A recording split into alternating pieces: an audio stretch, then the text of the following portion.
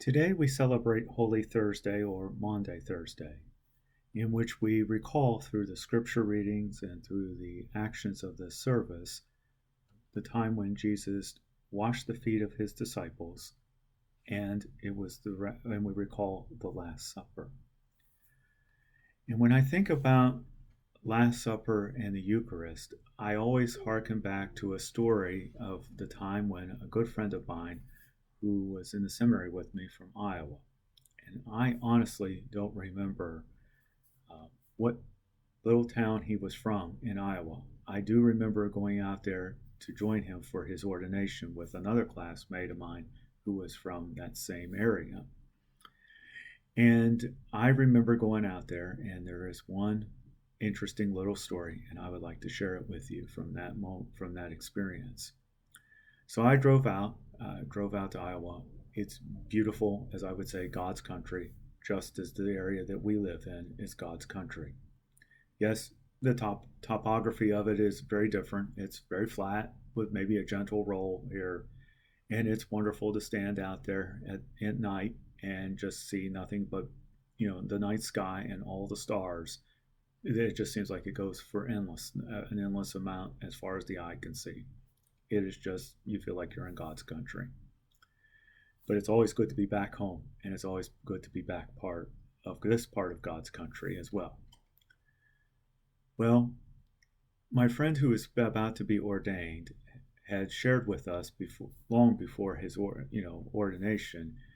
The priest who was the pastor had been there for many, many years. And as he said, well, whenever it came to serving communion with the body and the blood, you can pretty much bet on the wine being 1 degree shy of being vinegar.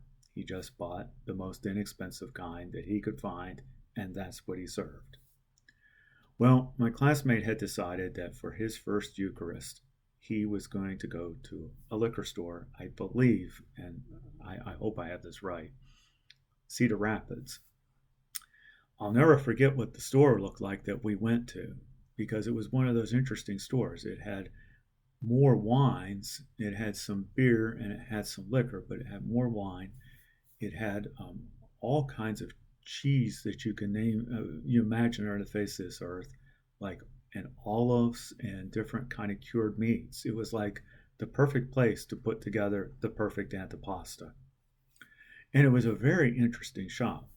So anyway, we go in there and we're looking around, and we're looking around. My classmate finally settles on what he thinks is not a very expensive, but not falling into the category of what his pastor would serve for Eucharist, something close to vinegar.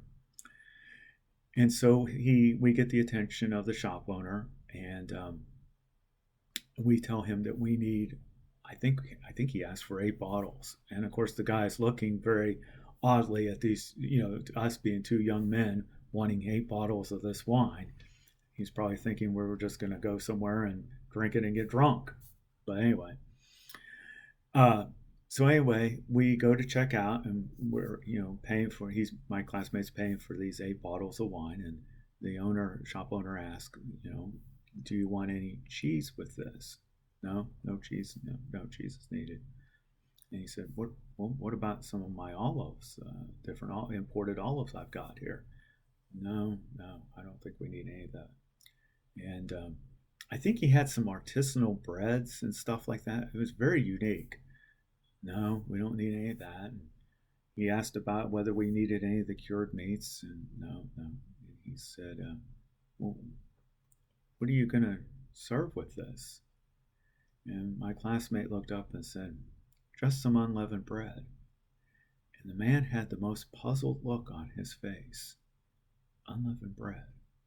And you could just tell it wasn't quite adding up. Well, we got out into the car, and my classmate celebrated his first Eucharist. And yes, the wine was very good. And yes, we just used unleavened bread. And that's what we bring. These are the elements that we bring to our Eucharist. Just bread, just wine, no cheese, no olives, no artisanal meats or cured meats or artisanal breads.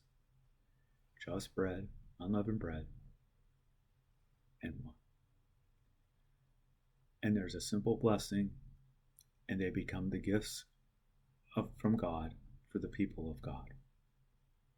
And I think that that's a very powerful message for each one of us to hear and to remember on this night when we celebrate Maundy, Thursday. It is the simple acts, whether it's the simple act of feet washing, the simple act of blessing just bread and wine, and that the power of what those become for those around us. In turn, we become, when we partake in Eucharist, or when we partake in an act of discipleship, we become Eucharist for those around us. In turn, we are to give of ourselves so that we may continue the service of Jesus. And so this is what we're called to. Now, it's perfectly fine when we're in social gatherings and we want to serve that really good wine, and we may want to add olives to it. We may even want to add some cured meats to it. We may even want to add some fancy bread to it. And that is good nourishment, and that's a good time for the body. But we also must nourish the soul. And that means bread and wine, simple elements brought forward as gifts.